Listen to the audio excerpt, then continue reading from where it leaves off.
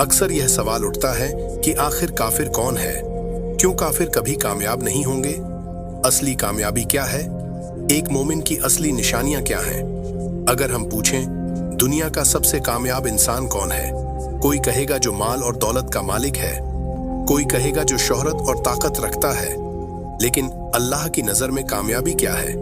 अल्लाह ने कुरान में साफ और वाज़ेह कह दिया, और काफिर कभी कामयाब नहीं होंगे। लेकिन सवाल यह है, काफिर कौन है और क्यों वो कभी कामयाब नहीं हो सकता? और असली कामयाबी क्या है? आज हम कुरान और हदीस की रोशनी में यह सब समझेंगे। आखिर तक जरूर देखिए, क्योंकि यह वीडियो आपकी सोच को बदल सकती है।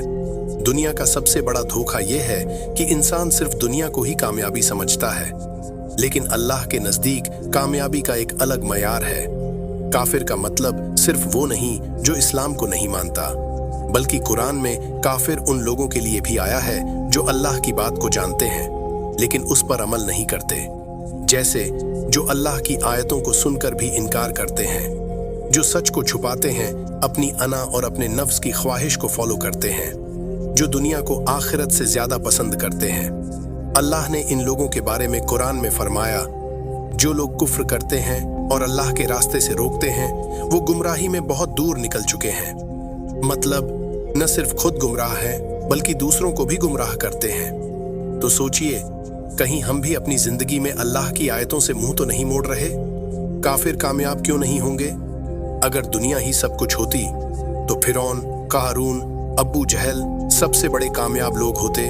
उनके पास माल था, ताकत थी, इज्जत थी, लेकिन अल्लाह के नजदीक वो नाकाम रहे। अल्लाह कुरान में फरमाता है, जो लोग कुफ्र पर चले उनसे कहा जाएगा, अल्लाह की नफरत तुम पर तुम्हारी अपनी नफरत से ज्यादा थी। मतलब दुनिया चाहे जितनी भी मिल जाए, आखिरत में उनके लिए सिर्फ रुसवाई है, और रुसवाई सिर्फ दोजख तक महदूद नहीं, बल्कि दुनिया में भी मिलती है। जो सच को झुठलाता है वो अंदर से कभी सुकून नहीं पाता।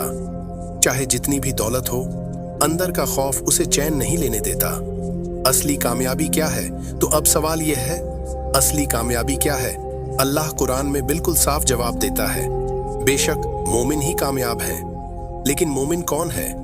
अल्लाह ने इसी सूरह में उनके कुछ असली गुण बता दिए, जो अल्लाह की इबादत में खुशू और खुजू रखते हैं, जो बेकार बातों से दूर रहते हैं, जो अपनी ईमानदारी और वादे को पूरा करते हैं, जो अपनी नजर, अपनी जुबान, अपने अमल की हिफाजत करते हैं। यानी सच्चा मोमिन सिर्फ नाम का नहीं होता, उसकी जिंदगी ही अल्लाह की रजा के मुताबिक होती है।